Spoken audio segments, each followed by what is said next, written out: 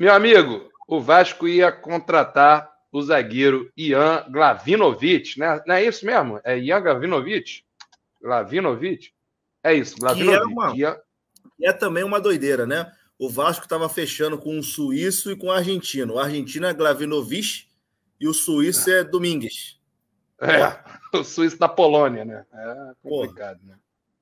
Esquisito. Mas enfim, o tal do Glavinovic é um zagueiro de 22 anos, que joga no News Old Boys, né? O time de Juan Sforza também, né? Vem de lá. E que o Vasco, desde quarta-feira passada, negociava com o jogador, e as informações que vinham era de que estava tudo encaminhado. Inclusive, ontem mesmo chegou a informação de que fechou, né? Acho que foi o próprio Merlo, né? O nosso. Meu nome do doidão lá do doidão lá da Europa que Fabrício fala. Romano da América do Sul. É isso. Fabrício Romano Sudaca falou, ó, fechou. E aí, cara, hoje todo mundo acordou com a informação da imprensa argentina de que não fechou não, porque deu ruim no último minuto. Informação primeira que veio, Juninho, era bizarra, de que o documento teria chegado à meia-noite 00 e era até 23h59 o prazo.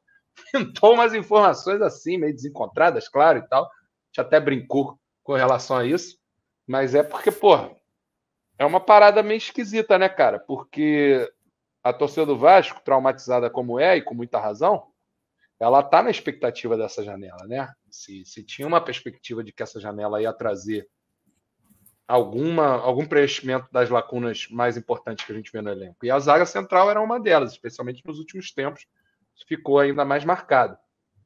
E não veio, cara. E não veio. O Luan Pérez, um dia antes, deu água e foi para o Santos, que também era um nome contestado com relação ao fato de que, porra, fisicamente ele não jogou nas últimas, sei lá quantas temporadas. Teve uma sequência de lesões importantes, foi para o Santos.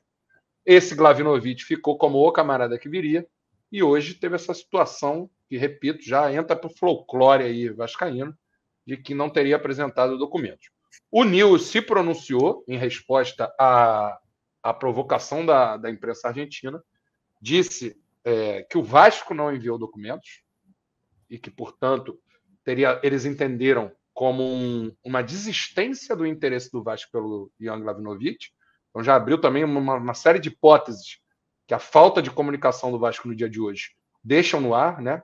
Foi isso de fato que aconteceu? O Vasco desistiu e mandou essa? Ou o que aconteceu? Foi o Vasco que de fato que não mandou? Que a primeira informação era também de que não, de que teria sido o Nils que não mandou, né? E aí, cara, ficou um pega pra capar danado, ninguém sabe o que aconteceu. O que a gente sabe é que, como diz a nossa capa, Juninho, é com os zagueiros que a gente tem que a gente vai. Maicon, João Vitor e Léo Pelé são os principais. Meu amigo. Inacreditável, né? Assim, independente do que tenha acontecido, né, nesse último dia, se foi erro lá do Nils, ou se foi erro do Vasco, ou se o Vasco desistiu do negócio, enfim. Independente do que tenha acontecido no dia de ontem, porra, a janela não foi só o dia de ontem, né? A gente teve 3 meses aí de janela praticamente. Essa é que é a parada. Né? E que até o nosso próprio diretor, que até agora, enfim, não se provou assim, né? Não mostrou ainda que veio, o trabalho está bem aquém, ele está dando muita sorte que o time meio que encaixou ali, o Rafael Paiva conseguiu fazer essa molecada se encaixar e arrumar ponto e tal, mesmo com as limitações do time. Mas, porra, quando ele chega, e em algumas coletivas também, ele chega a verbalizar que a prioridade era trazer um defensor, era trazer um zagueiro. Era prioridade, pô, desde o dia 1. Porra, e o cara não consegue trazer um zagueiro em 3 meses. Porra, meu amigo. Caralho, numa dessa aí, por que tu pega um zagueiro que tá se destacando na Série B aí, que, sei lá, pelo menos tu dá uma resposta. Pô, trouxemos um cara aí, mano. O cara aí tava destacando na Série B ali, tava bem, pode ajudar aqui, pode compor. Pô, não trouxeram ninguém, cara. E ia trazer também um maluco da Argentina aí que a gente não sabe também se... A gente não sabe, né? No fim das contas, o Léo Pelé ia ser o reserva 1 de novo, cara. Pô, o moleque de 22 anos, cara. Assim, é difícil imaginar que ele ia chegar e ia se firmar no Vasco. Então, assim, mas então, um trabalho... Talvez o lado positivo é que, porra, não é possível que os caras não vão trazer ninguém até segunda-feira, né? E agora é só jogador sem contrato, e nesse aí de sem contrato é só cascudo, né? Só tem malandro cascudo aí, que jogou em Europa. Ou Bagre e Bagrão. Hã? Ou Bagre e Bagrão. Ou Bagraço, né? Ou o Marlon lá, ex-Flu também, né? Que é o... Que eu não duvido nada, né? Que eu não duvido nada também que apareça. O cara foi aí negado no... você sabe disso? Que o Marlon, ele foi pro Al Ain, da Arábia Saudita, sabe? Do mundo árabe. E aí ele voltou. Bateu e voltou porque fizeram lá o exame físico. Reprovado, meu amigo. Não passou no corpo delito, nosso querido. Não passou no corpo do Benito. Não passou. Mas, enfim, cara, não é possível. Vão ter que trazer alguém. E se não trouxer alguém, porra, o nosso diretor Risadinha aí também, que até agora o momento mais marcante dele aí foi aquela atrocidade de pedindo desculpinha lá depois do Vasco e Atlético Paranaense, né? Trabalho bem esquisito. Então, cara, assim, eu assuntava com pessoas bem informadas, certo? E aí, cara, o que eu acho mais grave do dia de hoje é a falta de posicionamento do Vasco. Até porque, se de fato a responsabilidade dessa janela é do Marcelo Santana, é preciso um posicionamento. Se não é culpa do Marcelo Santana isso, é preciso um posicionamento, porque a falta de posicionamento faz com isso que está acontecendo nas redes sociais. Está indo geral para cima do cara. E aí eu assuntava com pessoas próximas, ou bem informadas, pelo menos, e tem gente que faz a leitura de que está rolando uma certa... de que essa falta de comunicação está prejudicando o Marcelo Santana. Vou te dizer de qual forma.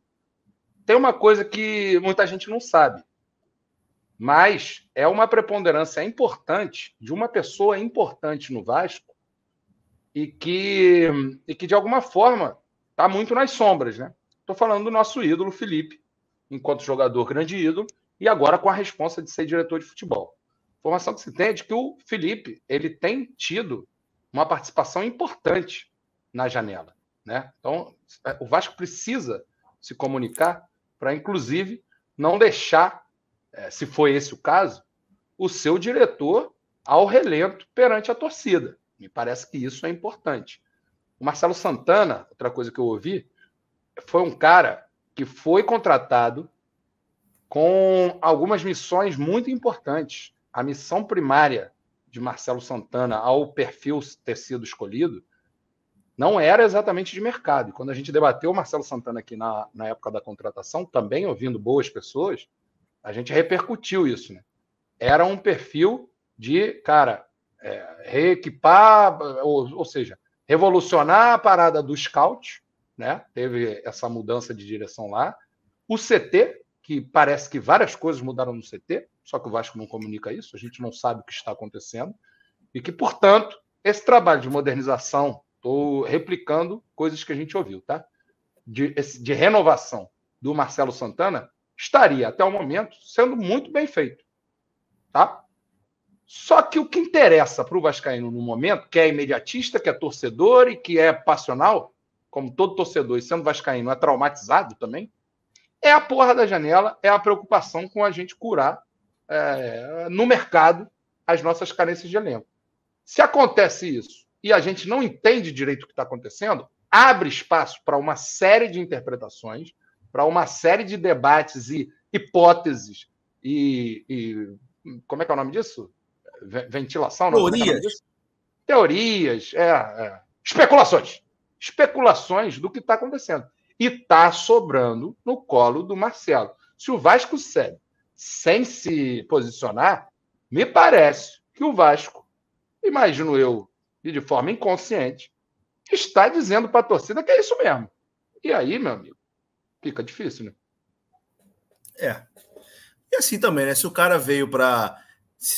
A função principal dele não era contratar, cuidar do CT, reformular isso e aquilo, não bota o camarada como diretor de futebol também, né? Bota em outro cargo lá, pô, diretor de operações, qualquer desgraça lá, pô. Diretor de futebol é pra gente encher o saco para contratar, pô. Tem que contratar, tem que trazer, o time tá uma merda, precisa de um zagueiro, tem que trazer um zagueiro. O Adson machucou, tem que trazer um maluco aí para a ponta direita. Pô, diretor de futebol é isso, é o cara que tem ali é a cara para o torcedor, é a cara do futebol, né? É a cara que o torcedor tem ali para cobrar, para reclamar, enfim, para elogiar. A gente estava falando do Paulo Braga agora há pouco, né? Pois é, pô. Não, se o cara vem e a função dele não é contratar, ele não tem que ser diretor de futebol, pô. Bota em outro cargo lá dentro. É isso. Até como forma meu amigo, se é esse o caso, se o cara tem as valências importantes, que se fique claro isso, né? Que ele é o diretor de futebol, tá com esse nome, mas a gente tem outras pessoas cuidando com ele da janela, né? Não é o que está sendo comunicado e é natural, que vai geral cair em cima do Marcelo Santana. Enfim, meu camarada, acho delicado, meu amigo. Acho delicado. Acho que não tá. Tem algo que não está certo aí, né? Posso estar equivocado, mas enfim, achava bom ter aí um pronunciamento mais claro do Vasco, né? O que está acontecendo? O que aconteceu com a parada do News? O que aconteceu? O Juninho. Assim, até quando o Vasco traz o Marcelo Santana, que foi uma coisa que todo mundo debateu na época, era a pouca experiência dele como diretor de futebol, porque ele só tinha o trabalho no América do Rio Grande do Norte, que, pô, com todo respeito ao América, mas, pô, é um nível de exigência, porra, infinitamente menor, e que ele tinha feito um bom trabalho no Bahia, de reestruturação, etc e tal, como presidente. Então todo mundo pensou, caralho, o Marcelo Santana seria um bom CEO para o Vasco, né? Era para ser o CEO ali, para tocar essas coisas, tocar da reestruturação do Vasco, não para tocar da pasta futebol. Enfim, e agora a gente volta mais ou menos nesse assunto, que não, ele está reestruturando ali os processos, reestruturando o CT, piriri pororó. Mas, porra, não serve. Função do não então, serve bota o cara nós. de CEO, então, porra. Bota o cara de CEO, porra. Enfim. Complicado. Eu nem sei se o CEO é exatamente o que encaixaria nisso, né? Mas faz sentido o que você está falando, né? Nem sei se é. Mas, de alguma forma, pô, meu amigo, esse argumento fica difícil para o torcedor, porque o torcedor quer saber da contratação. O torcedor não tem jeito. Juninho, eu vou trazer para a tela aqui nosso bom Danda, que está aqui falando o seguinte, na nossa boa Blue Sky. Olha só o que ele postou hoje. Porra, tu não tá seguindo o Danda, mano? É follow back aí, ó.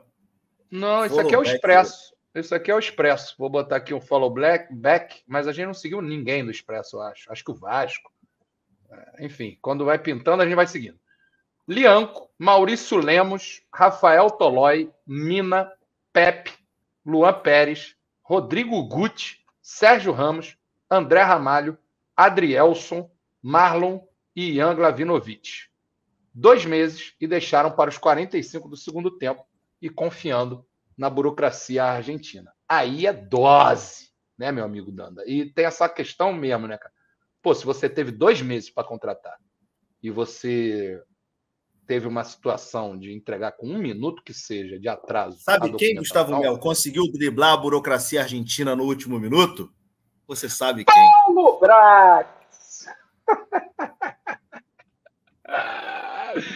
Puta merda, cara. É brincadeira. Fila do perdão. Fila do perdão. Mentira, você que chegou à audiência rotativa. Mentira, hein? Desancamos o Paulo Brax aqui já. Que fique registrado. Mas, enfim, o Danda postou isso e aí, óbvio, que para mim é evidente que ele pautou o GE. Para mim não há qualquer dúvida. Se não foi isso, azar do GE, porque fica meio óbvio. Tá aqui, ó. Vários nomes e mudança de perfil. Os bastidores da busca frustrada. Não botei, mas vou botar agora. Vários nomes e mudança de perfil. Os bastidores da busca frustrada do Vasco por um zagueiro. Procura por defensor era prioridade do clube, mas janela fecha sem contratação para a posição. Dizem Bruno Murito, Emanuel Ribeiro e Tébaro Schmidt. O trio ternura do nosso GE Vasco. Um abraço para todos os colegas que são feras. No dia 10 de julho, quando a janela de transferência abriu no Brasil, a prioridade do Vasco era a contratação de zagueiro. Em aproximadamente 2 meses, o clube fechou com 6 reforços, todos de meio campo para frente. A janela foi encerrada sem que nenhum jogador para a posição chegasse. O que houve? O último alvo da diretoria foi Ian Glavinovic, zagueiro do News, uma negociação apressada em que os clubes chegaram a um acordo faltando poucas horas para o fim do período de inscrições, mas as documentações não foram enviadas a tempo. O News diz que a culpa foi do Vasco, que internamente acredita que as exigências feitas de última hora pelos argentinos melaram a negociação. Olha só. Com o encerramento da janela, o Vasco seguirá no mercado em busca de um ou mais reforços para o setor, mas a partir de agora só poderá contratar jogadores que estão sem contrato. As opções disponíveis no elenco para a posição são João Vitor, Maicon, Léo Rojas e Lincoln e Luiz Gustavo, jovens da base. O clube buscou vários nomes, a gente citou ali no tweet do Danda, e vamos lá. O clube elaborou uma lista com diversas opções dentro de um mesmo perfil. Um jogador experiente, que chegaria para ser o xerife da defesa. Inicialmente, essa característica era inegociável para a diretoria. As contratações são responsabilidade do executivo de futebol Marcelo Santana, mas o presidente Pedrinho e o diretor Felipe são muito ativos nesse sentido. Pepe, ex-Real Madrid, que na ocasião disputava a Eurocopa com a seleção de Portugal, foi um dos primeiros alvos, mas o luso brasileiro de 41 anos informou que não tinha interesse em retornar para o Brasil. Anunciou a aposentadoria. Outros jogadores pelos quais o clube formalizou o interesse foram Maurício Lemos, Rafael Tolói, Adrielson e Mina. A diretoria também abriu negociação com Luan Pérez, do Fenerbahçe, considerou alta a pedida salarial do jogador e encerrou as conversas. O camarada estava querendo 800 mil, Juninho. Informação. Que isso? Aí é foda. Fonte quente, Gustavo Mel? Fonte bastante quente. Mas essas porra do valor, às vezes a gente sabe como é que é, né? 800, que na verdade com luvas, sem luvas, vai para não sei quanto, enfim, não sei. A questão financeira foi o motivo de algumas negativas no mercado. A folha salarial foi aliviada em mais de 1 milhão com a saída de jogadores, mas o clube não tem condições de pagar altos valores pelas transferências. Precisou esticar as cordas para acertar as contratações de Jean Davi e Maxime Domingues. Mudança de perfil. Apesar da dificuldade para contratar, o Vasco insistiu por muito tempo no perfil do zagueiro experiente e olha aí o erro estratégico. E colecionou frustrações na janela. Internamente, há quem acredite que o clube demorou para mudar a chave. O plano A da direção do Vasco para a defesa se enquadrava neste perfil. Eu fico me perguntando qual é a fonte aqui, ó. Internamente, há quem acredite que o clube demorou para mudar a chave. Vou brincar aqui. Imagina, se é o Pedrinho, isso aqui é uma crítica a quem? Ao Marcelo Santana? Se é o Marcelo Santana, isso aqui é uma crítica a quem? Ao Pedrinho, ao Felipe? Se é o Felipe, é uma crítica a todo mundo? Enfim, fica aí a pergunta. Talvez a fonte não seja nenhum dos três peixe grande. Pode ser alguém menor lá dentro. Provavelmente, inclusive. Sem dúvida. O plano A da direção do Vasco para a defesa se enquadrava neste perfil com rodagem e que chegasse para resolver. GE apurou que se tratava de um defensor brasileiro que está empregado na Europa, mas que não vinha sendo escalado nessa temporada. E quem? A negociação não era simples e não se concretizou. Será que não é um desses? No meio do caminho, Vitor Bastos, chefe de scout do Vasco, aceitou a proposta do Atlético e encerrou suas passagens pelo clube depois de 2 anos e meio. Houve debate para avaliar os rumos nas 4 semanas restantes do mercado e só a partir daí foi que a diretoria alterou os filtros e passou a considerar a contratação do zagueiro mais jovem. A lesão de Adson também obrigou o clube a dividir esforços. Maxime Domingues já havia sido mapeado, mas sua contratação subiu alguns degraus de prioridade depois que o atacante optou pela cirurgia para tratar das dores na perna. Complicado, meu amigo Juninho. Você quer comentar, meu amigo? Oi? Você quer comentar, meu amigo? Cara, eu acho que esse contexto todo a gente já falou sobre, né? Foi uma estratégia muito esquisita, né? Adotada pelo Vasco. Uma estratégia ruim, né? A janela foi ruim. No fim das contas, até o discurso, assim, de... o que o Pedrinho fala muito, né? A gente não vai fazer movimentos que onere o Vasco, não sei o quê. Ele fala muito, vai fazer... Mas, pô, trouxe aí o Coutinho junto com o Souza e com o Teixeira, que não estão sendo nem relacionados, pô. Que estão aí, de certa forma, eu não vou dizer que onera o clube, assim, porque, pô, tenho muito respeito pelos dois.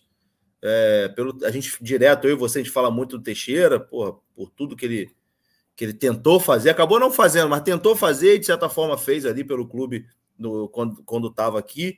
E o Souza também, por ser vascaíno, e, pô, sempre quis voltar e tal. Mas, assim, esse discurso de não vou fazer nenhum movimento para não onerar, etc e tal, acaba sendo um discurso que não condiz muito. E a própria contratação do Felipe Coutinho até o momento, que, porra, aqui não é nenhuma crítica, porque, porra, todo mundo queria muito e, enfim, a gente ainda bota muita esperança no Coutinho, mas, enfim, até o momento também ele não conseguiu entregar dentro de campo.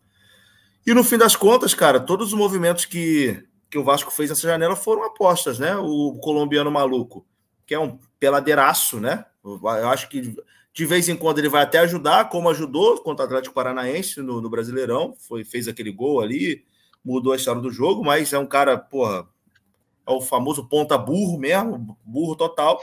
E aparentemente o Jean Menezes, porra, apesar de ser apostas, pareceu ser uma boa contratação até o momento. Nos jogos que ele entrou, ele mudou ali o jeito do Vasco dentro de campo, né?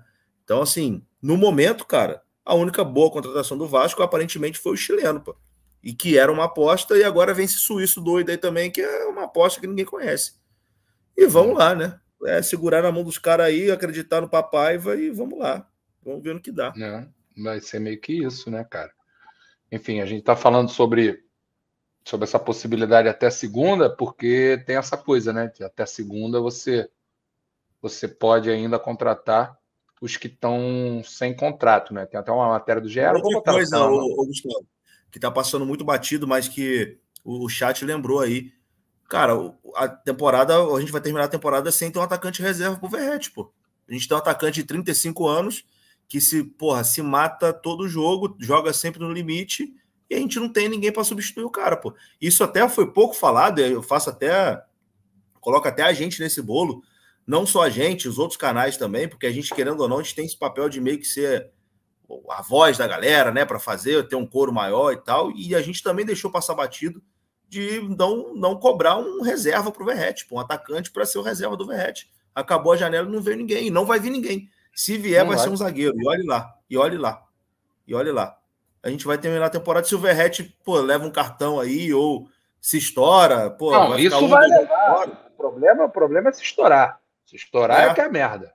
O cartão vai levar, já tá na conta. Já sabe que vai acontecer, né? Já aconteceu e vai acontecer de novo. Era o Cleiton, lembra o Vapor Harry aqui também, né? Pois é, mas era o Cleiton. Liberaram o Cleiton e não veio ninguém, pô.